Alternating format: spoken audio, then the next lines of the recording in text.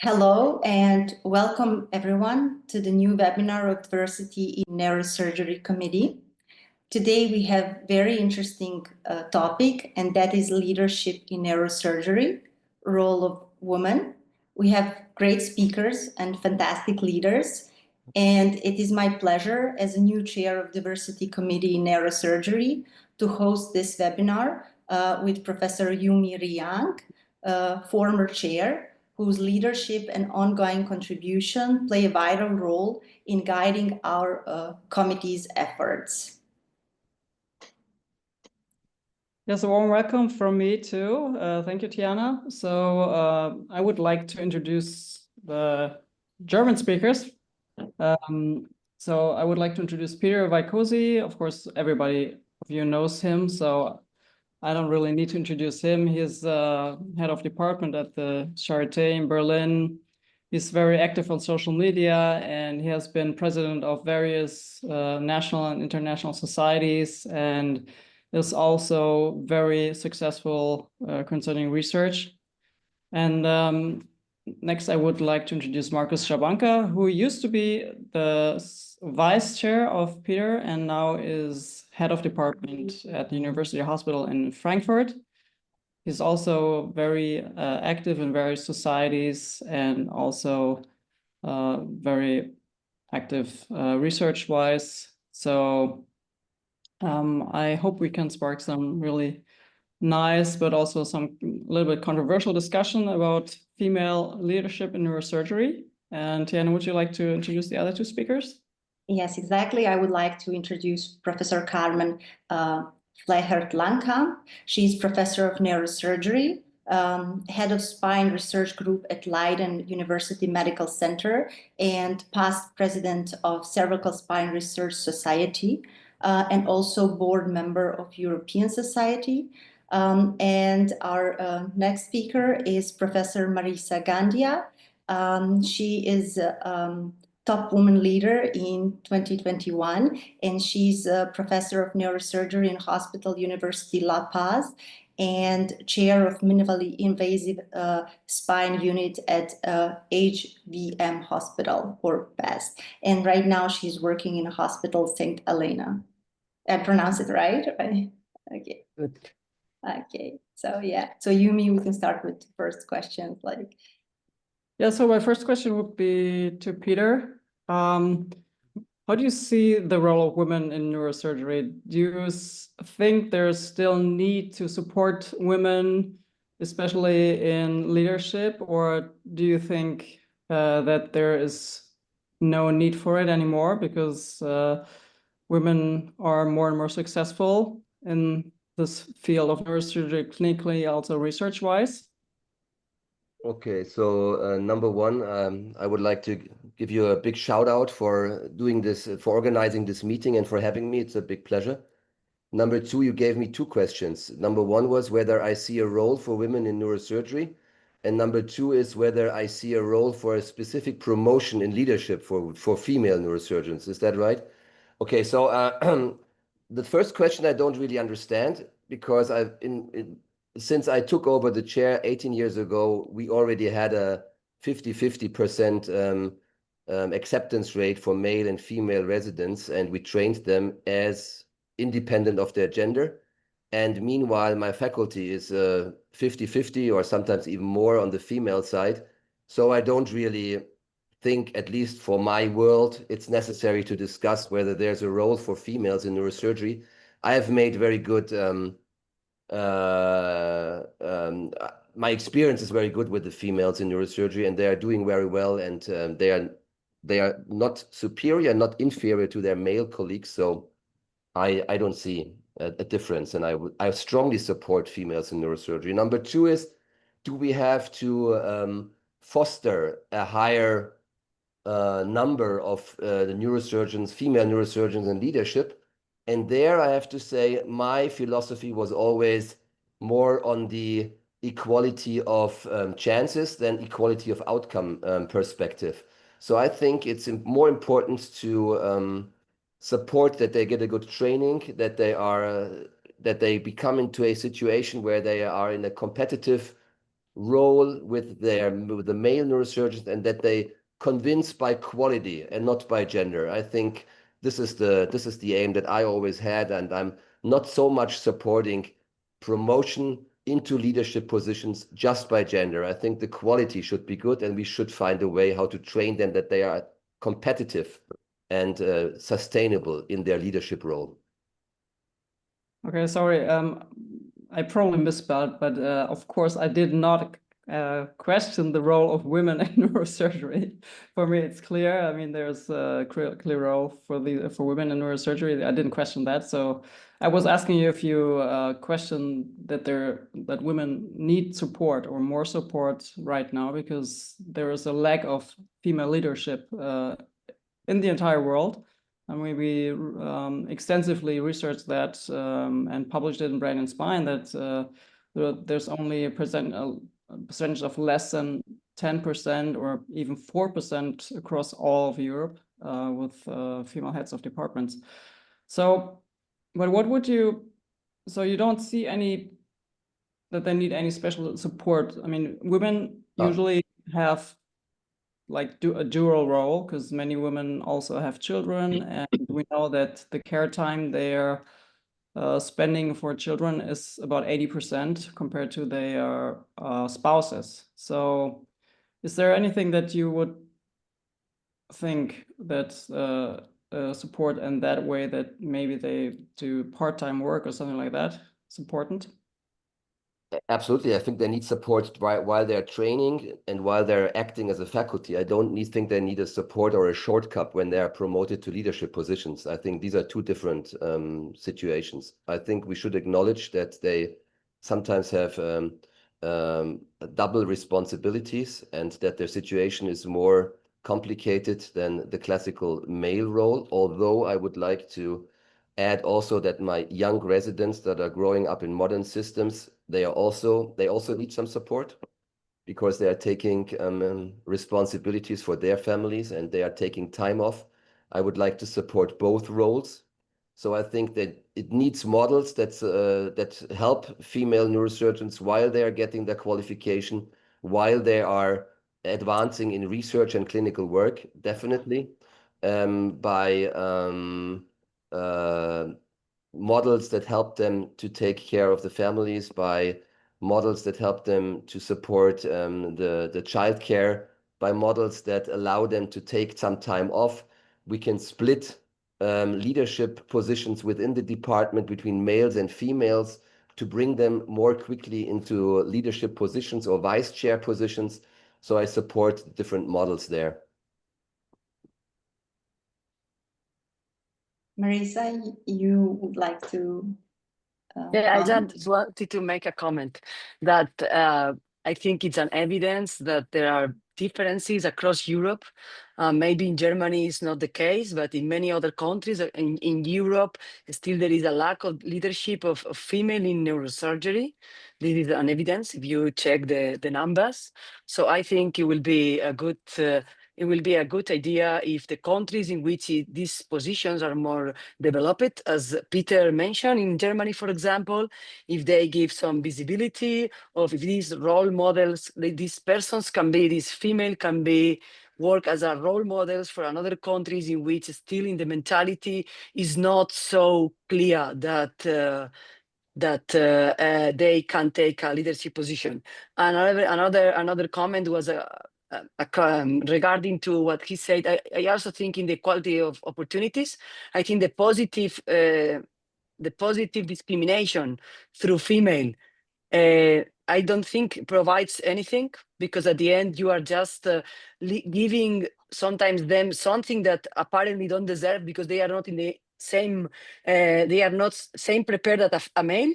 And to be honest, this is a fake favor doing to this female, I guess. But what we have is to support them to get the same level that the male, even though they have to pass through maternity and some other duties that we are already mentioning. So I think the objective will be to, in my opinion, this is my personal opinion, of course, but it will be more to support them to get the same level and to take the positions in equality opportunities. I agree, because if you take the position just for being a female, you can even say no, thank you.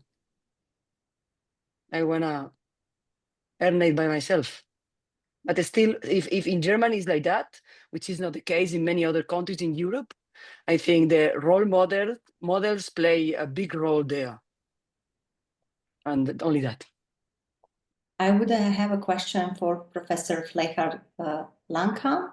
So what challenges have you faced as a woman in neurosurgery, and how did you overcome that? So that maybe from your perspective can also like, yeah, we can maybe have some better picture, and you have you have great experience. So what kind of challenges did you face at the beginning of your career?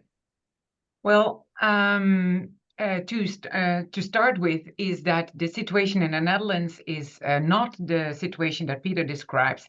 It is still it's a really a minority of female neurosurgeons, and and particularly in spine, it's crazy. I can show you pictures of 100 men in gray suits and one woman in a red dress. That's still there. And what I think is that it is important that there is a balance. And once you have that balance, then these things don't matter anymore. But when you still do not have that balance, well, then I think that you should choose a woman if she is equally able, and even if she's a little bit less able, but if she really wants to, just to get to that equality. And of course, it is nice for me to talk about the difficult things I had to overcome when I started, but I'm not 20 years old anymore. So things really changed. And what I think that currently is the biggest problem in this era, at least in the Netherlands, where the vast majority is still male, is that when it becomes a little bit difficult, or when there are challenging situations, it is only natural that you wanna mirror yourself to your peers. And then it is only natural that males mirror themselves to other males, and that females mirror themselves to other females. And you have to have a choice, because and we're all different. So when I'm, for instance, looking at our staff, our neurosurgical staff here in Leiden, we're with 12 and we're with 2 women. And I would really encourage that it would at least be 4 women and 8 men. And with the current number of female residents that we have, that I think that in 5 or 10 years we will get there. But until we get there, well, it's still challenging to get the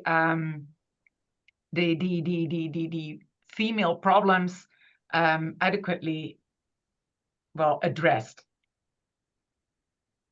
And what do you think is also like questions for other speakers as well? Like, what mentoring strategies have you found effective for supporting and empowering female residents? Well, I think in general, and that's also true for male residents, I think it is important that you have a mentor, someone you can confide in. And not only is it important for the mentee, but as important for the mentor.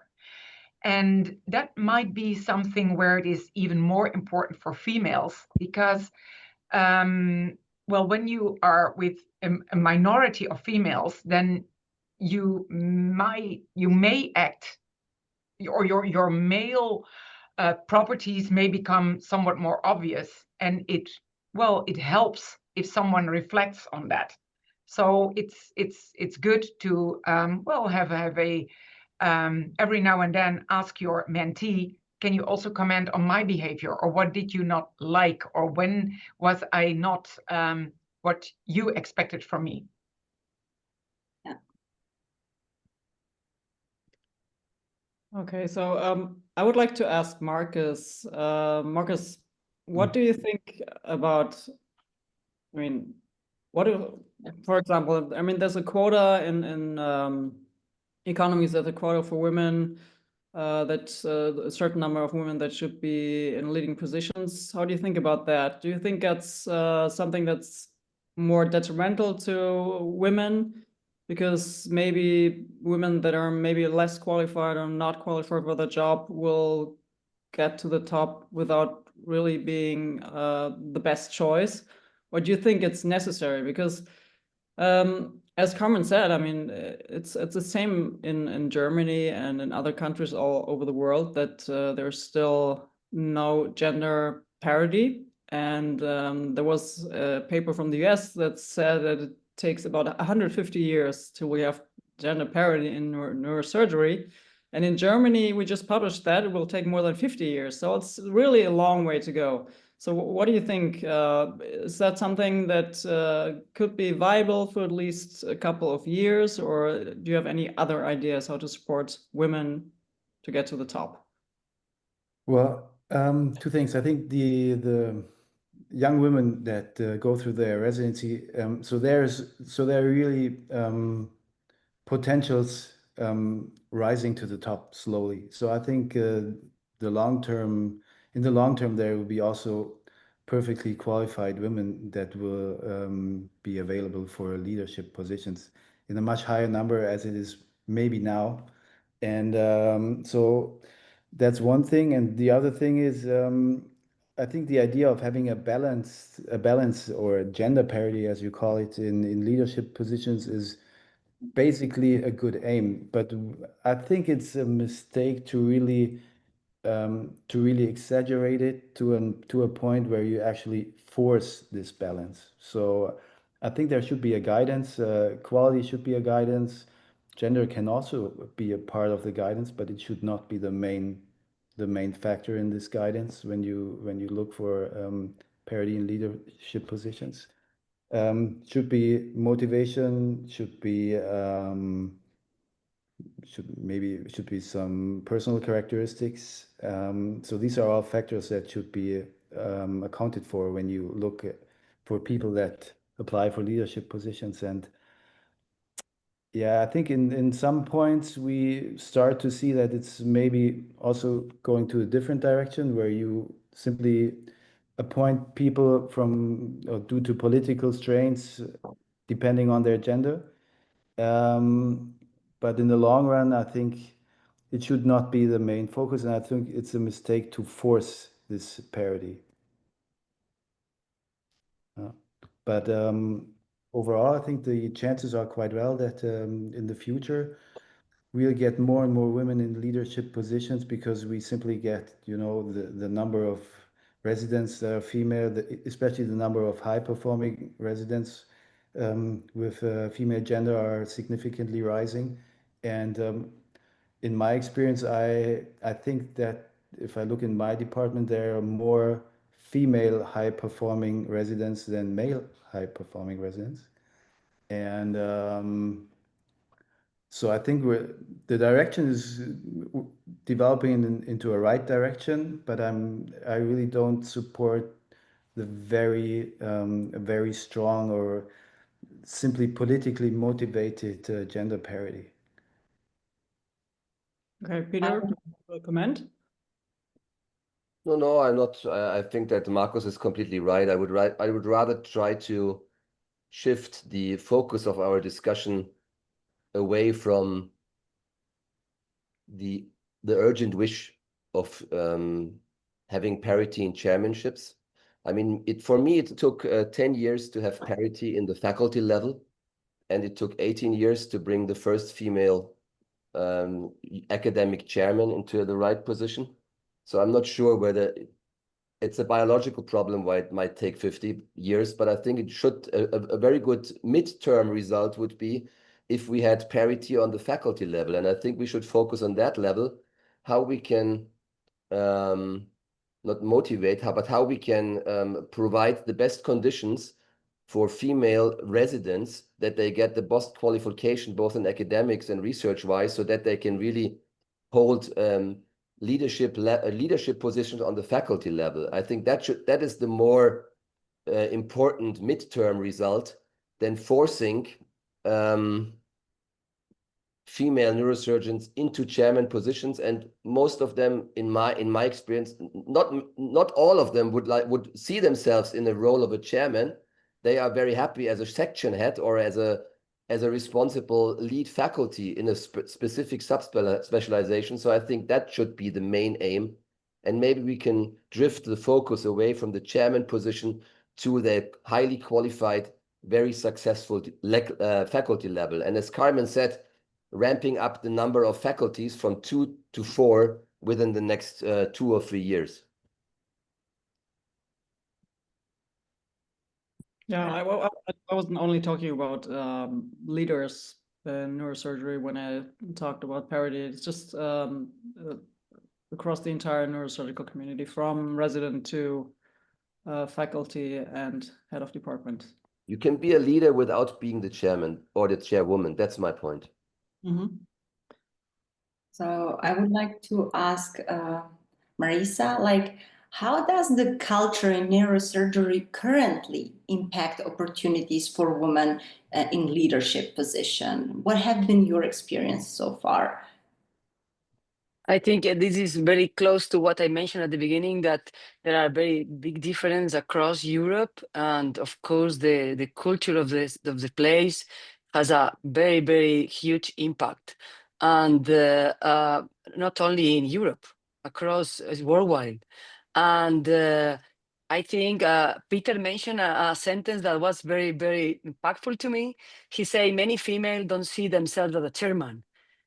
Yes, but the question is if it is because they don't see many female as a chairman, so the mirroring process that Carmen mentioned doesn't happen. And in a culture in which you don't have female in any other leadership roles, not necessarily neurosurgery, not necessarily health care, it's difficult that a female really see herself in that position. So yeah, that's my opinion. And if you ask specifically about Spain, I think Spain and I guess the rest of the countries have developed very much in the recent years. I agree with Carmen. It's stupid to talk now about when I started residency. Of course, when I started, I didn't. Sometimes I felt out or different than the others.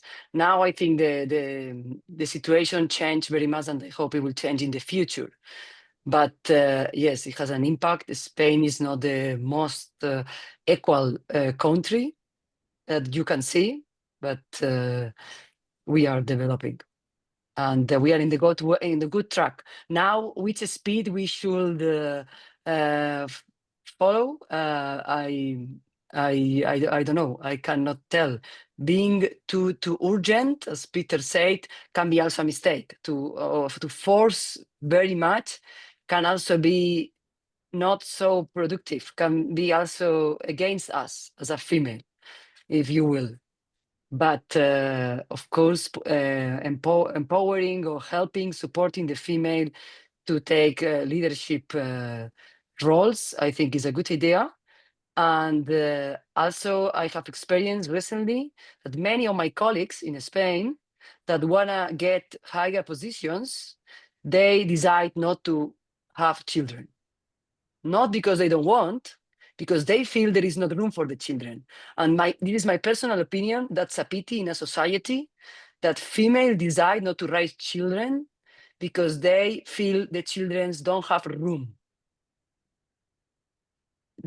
So I think we have to find a balance. Maybe you don't need to raise 20 children, but as a society, I'm talking now. But I think it's a pity. I listened to colleagues to say that recently in a Congress, that they decided, and I felt really, really sad about that comment. But this is a personal, emotional thing I'm sharing with you.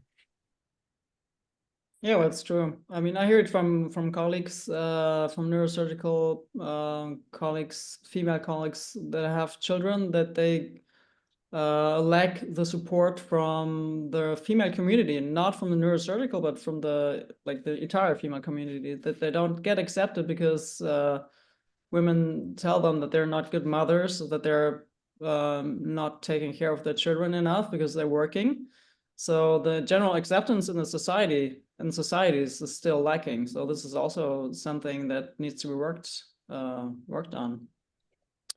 So we have some questions from the audience. Should we just ask these questions to? May I give a comment? May I give a comment first? I agree with Marisa that she says that it is a pity, and I think that that is the main reason why we need good role models. That the female residents need to be able to see that it is possible and that you're not overstressed and running around, and that it is possible. And the second thing is, Yu-Mi, I completely agree, and that was that other females may be more nastier to you than your neurosurgical colleagues, and that is exactly where I think that the role of your male colleagues is what really always helped me, is that my male colleagues, time and time again, they expressed their admiration to me. That they said, I think you're doing a great job, and I think it's very good that how do you combine this, and if you have any possible difficulties, can I take over something? And that is really what really helped me, what always helped me. And then I was that was my main defense against other females who were very strict about what I should do or should not do. Yeah, just a quick comment from me. I think I truly I support that every female in neurosurgery should have children, and I think it's really important that they do so. I think it's a pity if they decide not to do. I think that's a general phenomenon in the generations that we see, that the numbers are going down of those that are really committing themselves to children. But if it's due to the job and due to the neurosurgery, I think it's really, then we have failed as leaders if they have the feeling that they have to decide between children and neurosurgery. When I say we have to support the female role and the female situation, I really refer to those that are having a family, that are having children. If they stay alone and if they compete on their own without children, then they are in the same situation, and they don't. In fact, they need less support in a way. And all my attention and support and optimization of the work environment is really directed at those that want to have children and that want to have a family and that want to really handle the both situations. So I admire those that manage that. Marcus, you wanted to say something? I perfectly see the same thing. I think it's even a good thing to have children, because at least in my experience, many people working in neurosurgery, once they had children, they change their behavior, and they change some aspects in the way they treat patients. And so I basically think it's a good point in having children, besides the personal and societal effects. The other thing is, I think there are two things. We have to provide a frame where you can have children and also get a good residency or perform all the necessary procedures that you need to perform during residency. But on the other side, there's also a personal thing that's highly individual, because once you have children, in the end, you need somebody who will take care of the kids while you are at work, right? So there must be, so it's at least there must be two solutions to it. The neurosurgery department supporting this and building up the framework with part-time jobs and things like that, and maybe also with some mentoring in terms of part-time jobs, because not all kinds of working part-time are really fruitful for completing residency successfully. And the other thing is something that cannot be done within the neurosurgery department. This is the private, personal, society aspect, which basically concerns the fact how the kids are being cared for while the other person is at work. Yeah. So do you have any actual, like, real support systems or programs in your department to support women in that way? I mean, how many women in your department work part-time, for example? We have actually currently working 2 women part-time in our department, and there's probably a third one coming up. And from the women working part-time, at least in my opinion, is that, for example, if you work part-time, it makes more sense to work, let's say if you work 50% or 60%, then work Monday through Wednesday, for example, and try to work a complete day instead of dividing it up into 5 days of work and then just staying there for 60%, you know. That's something that I learned is the smarter way, because the 3 days that you are actually working, then you can basically in the department work in every position and in every task you have to do completely. And otherwise, if you just skip your work to, let's say, 50% a day, you basically are very restricted in the tasks that you can complete. Yeah.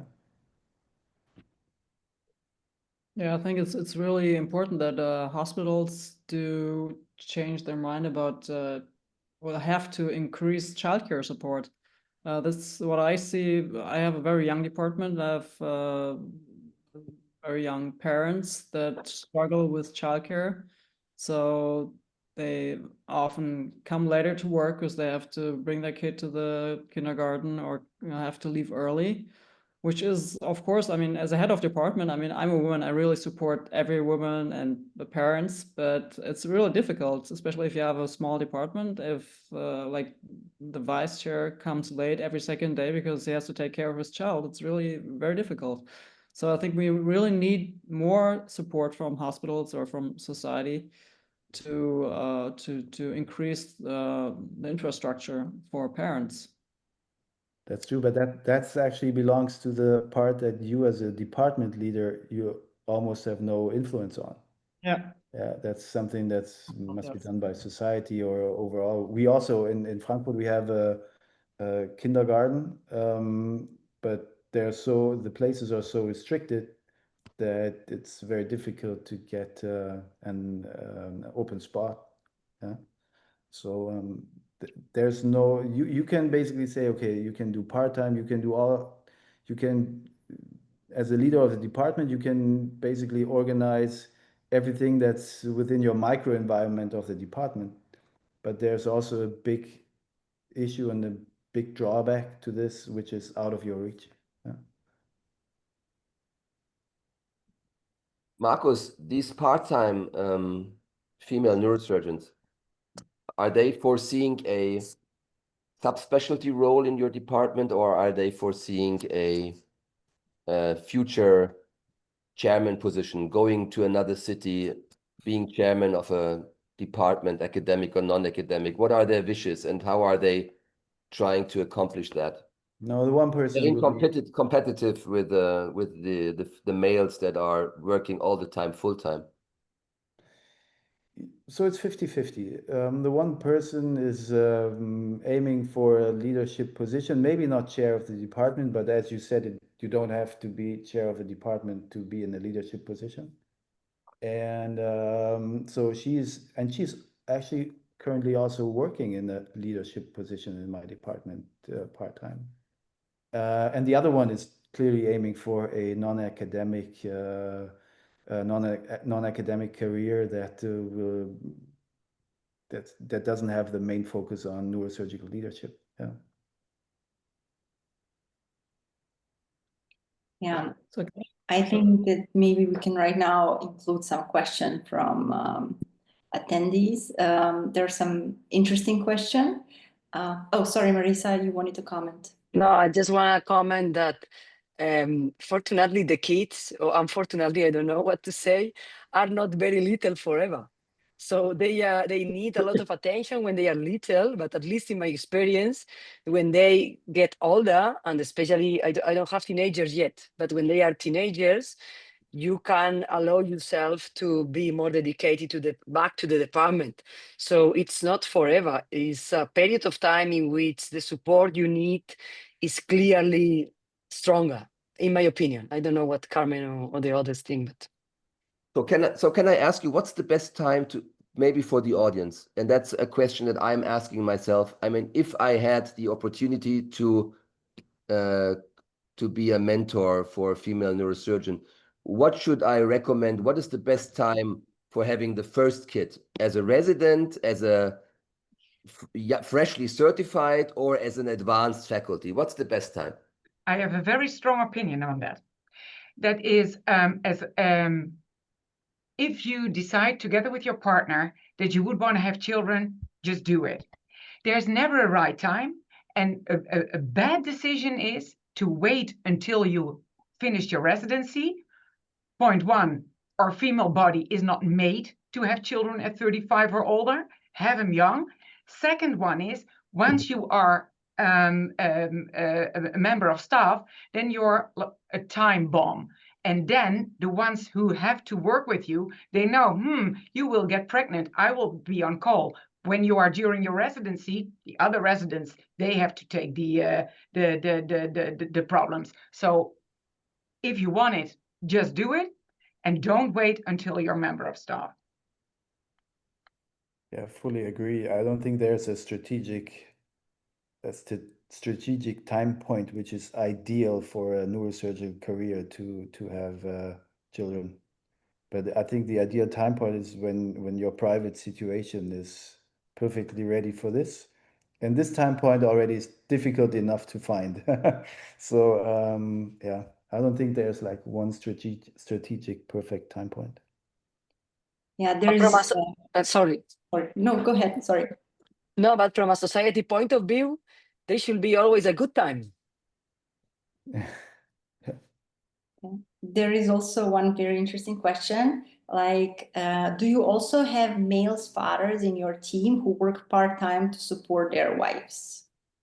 That is one of the questions, maybe. Some of you can. Yeah, we do have, and it is like Peter already said, is like the youngsters now, there it is more, they're more into equality. So it's the youngsters, they usually have 1 day a week to take care of the children, and it doesn't matter whether it's female or male. No, that so that's more accepted now. But to add that, I think it's very important to have good communication about it, to make clear in your department that person is away 1 day a week, that day a week, because that person is not paid by us. What you should avoid is that you get the impression like that one's never there. I think that one doesn't want that leadership role because I never see him, I never see her. You should have good communication about it. Also, one next question that I also find very interesting is that we comment on shared top position, which are already quite well working in some other fields. Like in the sense that other. I can take it. I have that. We have that. We did it twice. Shared top positions, shared vice chairman positions. We had a male and a female as a shared vice chair, and since I have, and we had that twice. So we had 2 males, 2 females sharing a vice chairman or responsible lead faculty position, while they were taking care of kids or while they were there for part-time, basically. Yep, good model. Yeah. And it, in a way, you can also have them, you can test how they perform in the positions. Also, it's not only a favor, it's also for the evaluation, it's very good. Yeah, but I think it's a very appealing idea, not only for like vice chairman, but also for chairman leadership positions. But I think there's one major issue that must be addressed, and that's the fact that once you have two people being in a position that has high responsibility and that share these responsibilities, you must be sure that they actually get along with each other.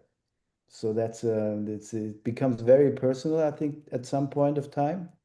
And that, even though I think it's an extremely appealing idea, I think that's the major negative, or the major problem with these co-chairing positions, being vice chairman or being chairman or whatever positions you're looking at. So the people have to get along very well, because in the end, it's not only a professional relationship.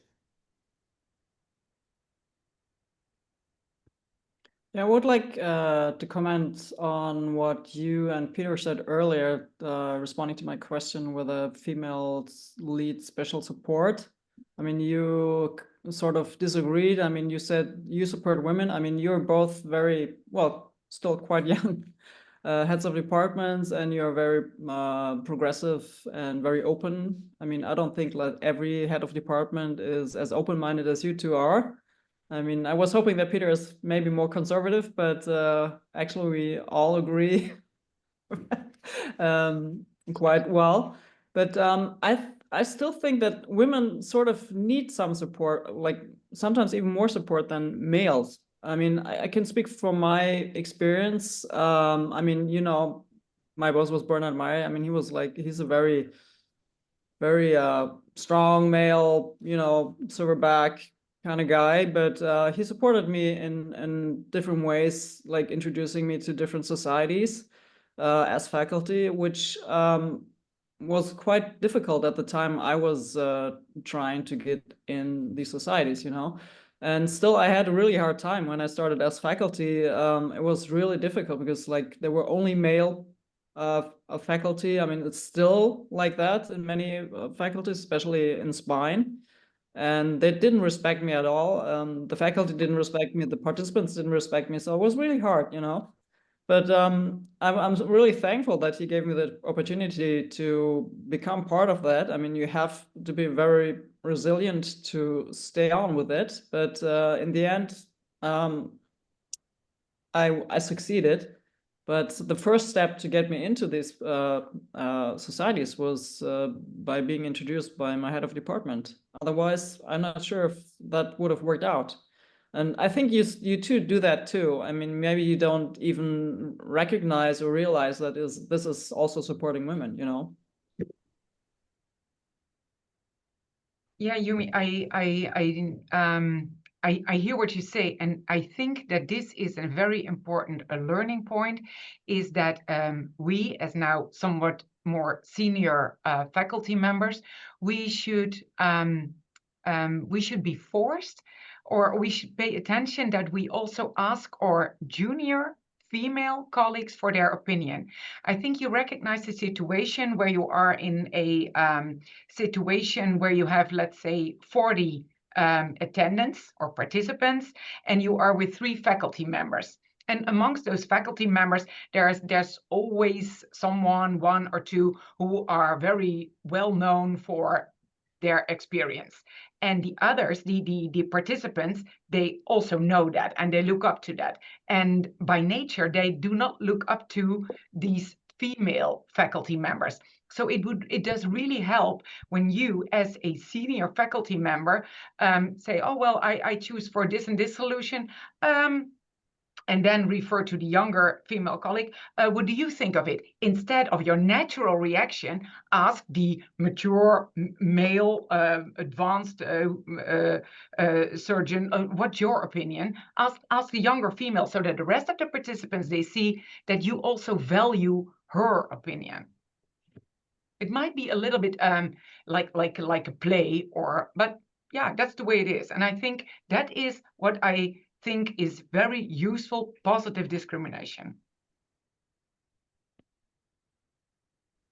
Yeah, just let me make a few comments. So number one, I'm sorry for disappointing you. I mean, I'm known for a difficult reputation or being a tough cookie, but in that aspect, I was always been supportive.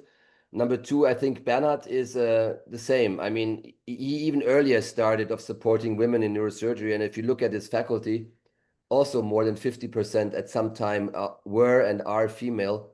So I think he is a role model to my generation. I consider myself a little bit younger, or Marcus especially. So he was always supportive of females in neurosurgery. I don't see that he did not be a good mentor. That's what I said. I mean, I didn't say, that's what I said. Yeah, so, and Not number that three you is understand. number three is the positive discrimination is that you allow a discussion and give the room to female specialists or neurosurgeons, but I still think they have to be a good quality, and I'm trying to prepare them for that future, having a good quality, being competitive. I don't think it makes sense to push personalities into lead positions just by their gender. I would not support this, and it's also in a way unfair for those that are competing for the same position, are maybe better qualified, and then they're not even invited for an interview because they have the wrong gender now from their perspective.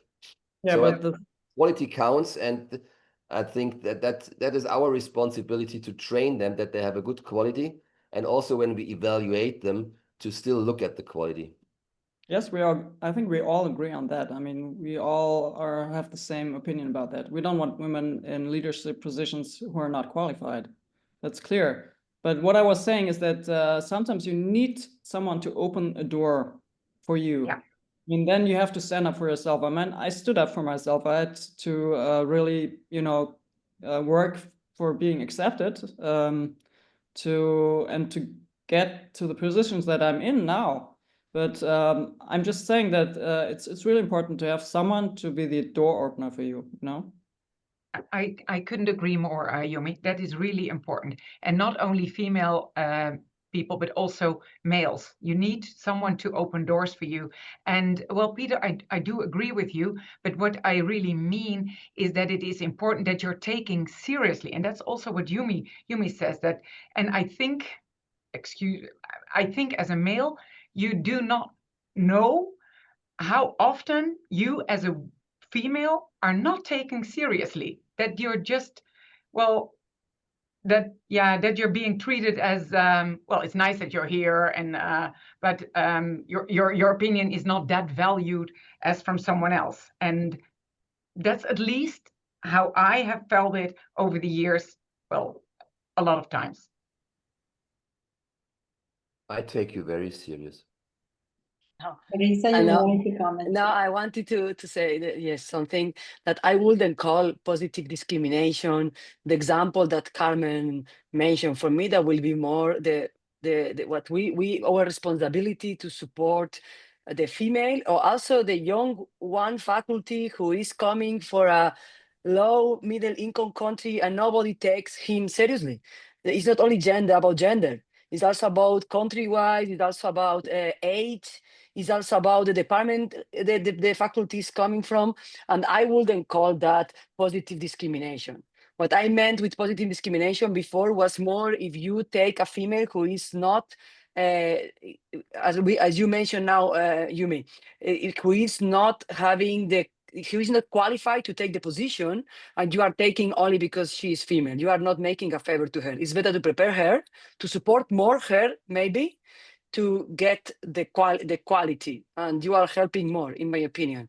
But yes, I fully agree. And I also have not one, but even few ones who helped me to open the door, and I do agree completely. If nobody opens the door, and in my case, coming from Spain, which is not a country where many faculties are coming from, I really appreciate, and I don't forget any of the persons who one day give me support, and not only opening the door when I was at the beginning of the courses and nobody took me seriously, or I had difficulties to speak in public the first times with a big audience. Some of them check my talk or tell me, no worries, I will be in the first line, and I will try to manage. If you are in difficulty, this is highly appreciated at the beginning.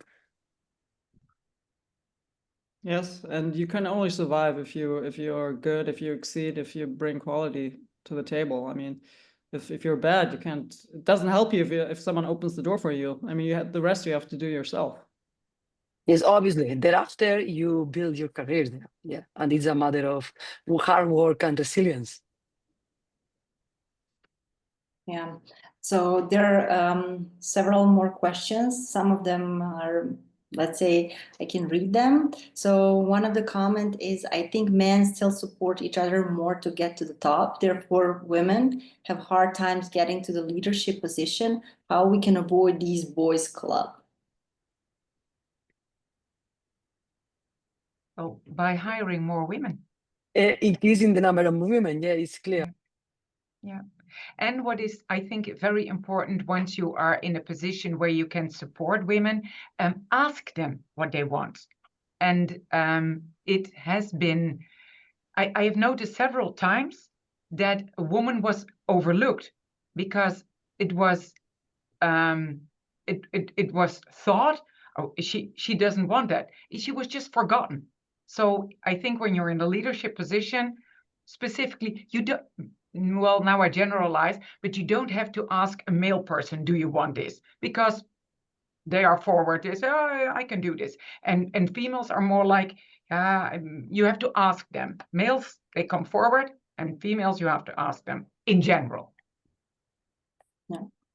So next question, we have one colleague, actually I'm sure she's not the only one, who experienced bullying from female leaders, targeted specifically at female residents. So she would like to know, how could leaders, male or females, support women facing bullying from female leaders? And yeah, so.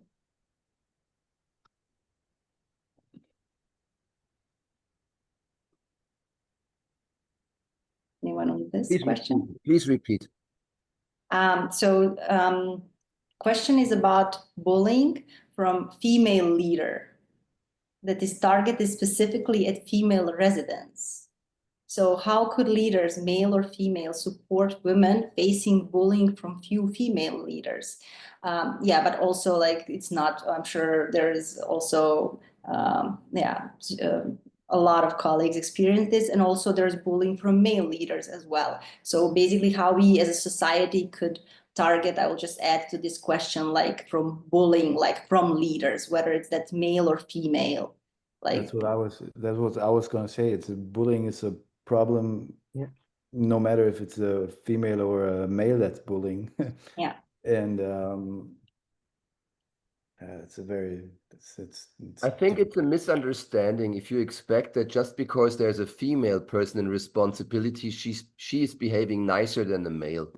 And she's not expected to behave nice if she has responsibility. She has to make sure that the thing is running, the things are working. And I think that's another inequality, that you are expecting that a female is behaving nicer than the male. If they are responsible, they should have the freedom to behave the same as a male. And you as a male or female resident should not expect that you are treated differently, whether there's a male or a female in the top. I fully support that, Peter. Yeah, I do fully agree. Yeah, yeah. Yes. And what you can do as fellow leaders is just be a nice person. And if you recognize one of your colleagues bullying one of the residents, well, then you have to speak up. Yeah, I mean, it's very difficult for residents to speak up. I mean, they're always scared of some sort of repression. That's a really, really difficult question, how to deal with that. I mean, as a resident, I mean, if you were along colleagues, you would ask to talk to him, to have a personal one-on-one discussion on what the issues are, why the person is behaving like she is. But if it's from resident to the head of department, this could be difficult. I mean, this is a really difficult topic, but of course it's totally unacceptable. So we have another question on research. Leadership often translates into who leads trials, who's last author, who gets invited to collaborate. Has anyone of you established patterns or ways to observe or include women to these leadership roles? I think that's also a very interesting question. I don't quite get the question. Well, the question was if you sort of support women in research, because I mean, this is like actually a survey that we were doing within the EANS, and in the beginning we only had like 40 answers, but I think it's also partly on my experience that men or male colleagues are more supported with research topics. They get more like bigger research topics, or they get provided with grants, and sometimes women are not supported as much as their male colleagues.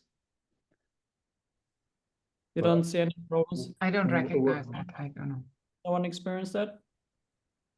No. Success in research comes with effort and with excellence. So, and every resident in our department we suggest, and they are supported to do some research projects. And if they succeed in the research project, so I have 2 examples. I have Vanessa Hubertus, very strong in spinal cord injury, having grant money. Right now she's on pregnancy leave or maternity leave. I have Ran Xu, very successful with SAH research, and has recruited more than 1 million in third-party money. So I certainly, so they are in the driver's seat when it comes to research and to studies. I mean, I sparked the ideas, and they took on the torch. They are both on maternity leave now, and I think they're doing a good job. Yes, so you know, if you have a clinical trial and it's an initiated investigated trial, obviously the person who has designed the trial, who's in charge of the trial, must be the lead of the trial, and then also must be on the important list when it comes to a publication. So I think it's clearly regulated, and you should really avoid to sneak on publications or to sneak on a leadership position for a clinical trial that you're actually not involved in. But the background of the question is that there is a chairman sitting in his big chair and then is deciding who's doing the clinical trial. But that's not true. The reality should be that that you have different males and females that have doing research in a certain field, and so they simply qualify by their excellence and by their knowledge for performing the trial, and then they do the trial independent of their gender. So I don't think it's appropriate that the chairman is sitting there and is then telling somebody to do a trial. Just yes, of course, it's not appropriate. It comes by excellence. If you're good, you do it. Again, totally agree, but the reality looks different in many departments.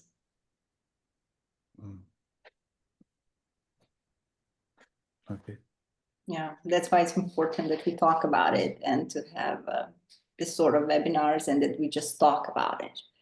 So this is something that, yeah. But Carmen is a lead in cervical spine, in spine general, but cervical spine is her hobby. So she's doing the studies in that field. So it's initiated by her. Don't sit in your chair and wait that somebody is telling you something to do. Do it by yourself. Get the initiative, and then nobody can stop you. I mean, this is the way of mental support and philosophical support I would like to give to female neurosurgeons. Right, Carmen? Yes, you're very right. Yes, I do a great job. Yeah.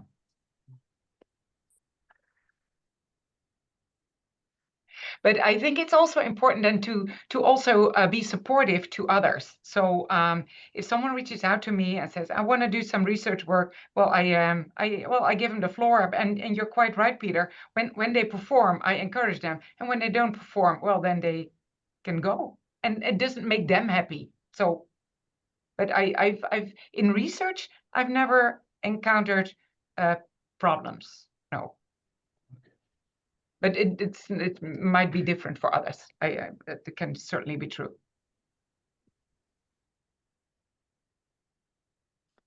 Okay, we're already coming to the end of this really nice webinar. I really love the discussions, and also that we agree to disagree on some points. but I think mostly we agree.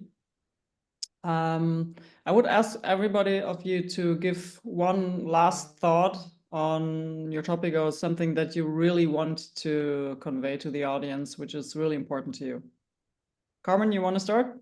Yes, yes. I think if you want something, go for it and find someone who can be supportive for you. And if it is not the person who is, well, most likely, if you would expect, for instance, that it's your head of department and that one is not supportive, then find someone else and do what makes you happy. And if you really want it, you'll get there.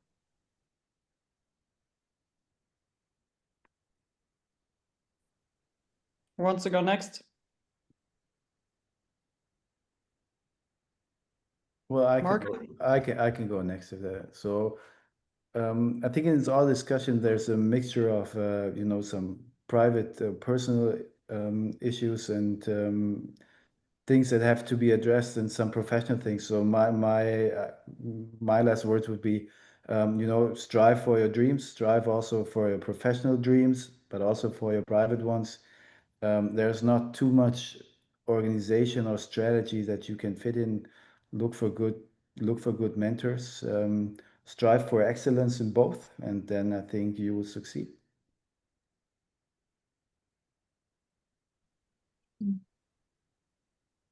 So Marisa? I would say stay curious, stay strong, and find the correct mentor or mentors, and feel also the inspiration from the diverse community you have around, also from the young ones, for the different ones who have different opinion. And don't wait until to be 100% ready, because you are never 100% ready. When you are sure that what you want to do, then follow your dreams, strive for your dream. That's it. Try to succeed by your success and by your qualification, and combine clinical work and research work, and find a mentor who is really giving you the room to combine also family, which I think is very important.